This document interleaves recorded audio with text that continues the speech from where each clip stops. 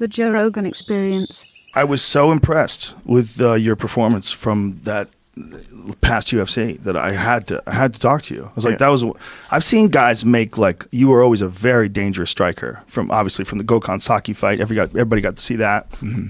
But to see how fluid you were against a beast like Eryk Anders. I mean, Eryk Anders is a scary cat. Yeah. He's coming for blood, right?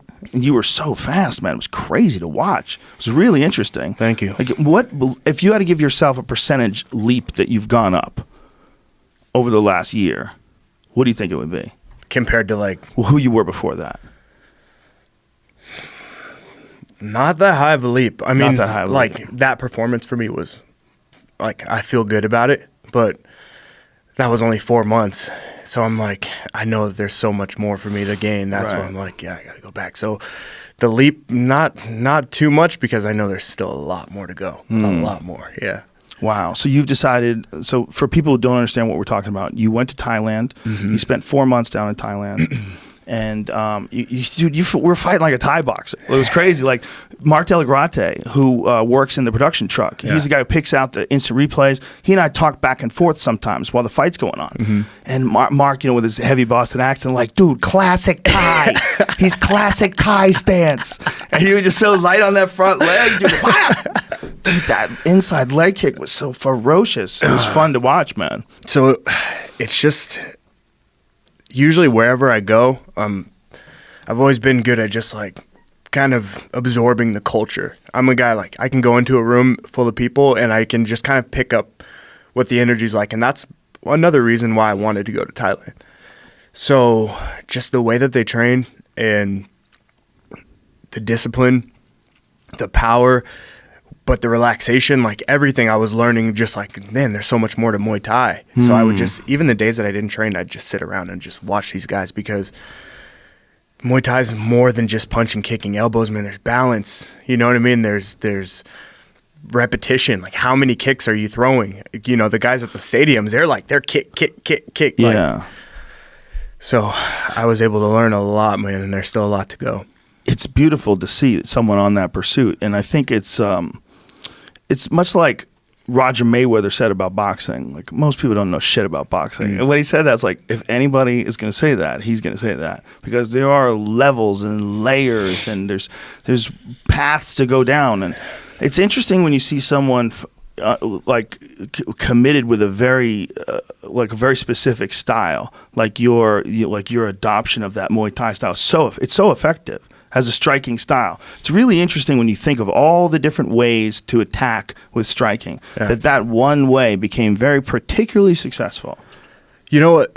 Before I even started training MMA as a whole, my first martial arts class was a Muay Thai class.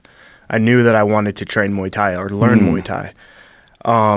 And so since I've started, I always thought, like, yeah, I want to go there, just maybe it's cool. But Muay Thai's always been my thing, but I never really learned it, like, the actual way, from the root of where it comes from. I always just kind of, like, passed down, or like Brazilian style Muay Thai. Right. Like shoot the box type stuff. So that's completely different from stadium Muay Thai. And most people don't know shit about stadium Muay Thai, like, unless you go to Bangkok. Let's characterize it for people. Would you say that Curitiba style is just way more aggressive, different way they utilize techniques? Yeah, it's not light on the front leg. So sometimes they are. Like, more Shogun would be light on his front leg a little bit.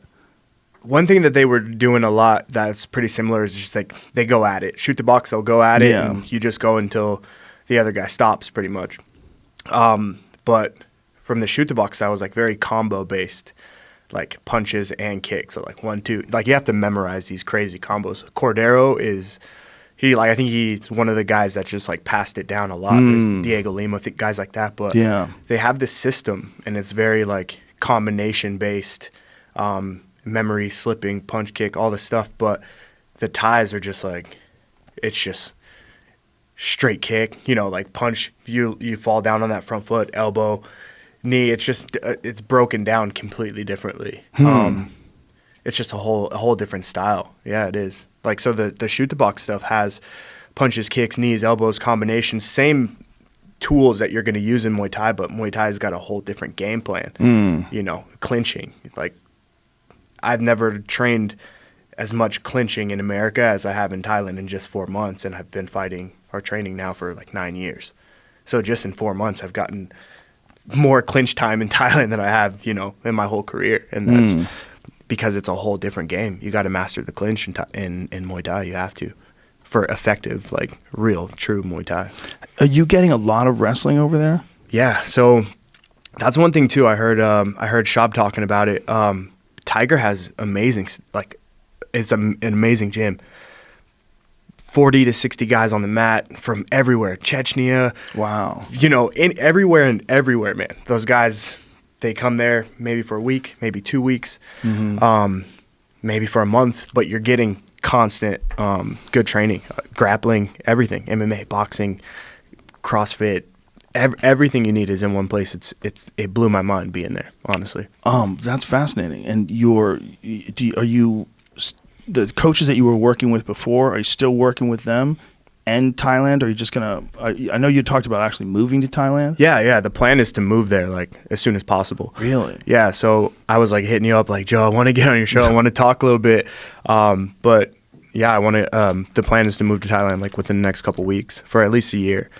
And I want to go there just because I can just train. The lifestyle is completely different. I can walk to the gym, hop on a motorbike. It's so simple. But to answer the question about my coaches, I always have my brother in my corner. He's just kind of like moral support. We started this together.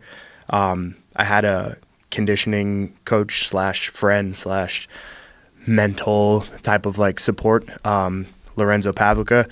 And then my head coaches have switched probably 2 or 3 times in the last couple fights. I had Kenny Johnson from Black House, John Wood from Syndicate, and now I have George Hickman from Tiger Muay Thai.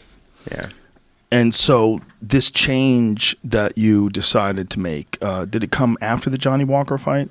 Yeah. So the Johnny Walker fight, like, that camp was tough, man. Like, I was doing so much to try to improve in my wrestling and grappling because that was always like a big hole in my game.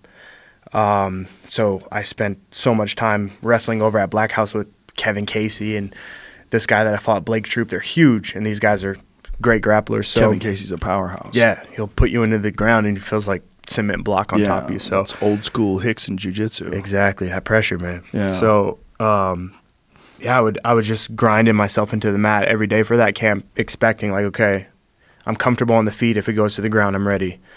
And I think I just completely lost sight of like my striking, my Muay Thai in that fight.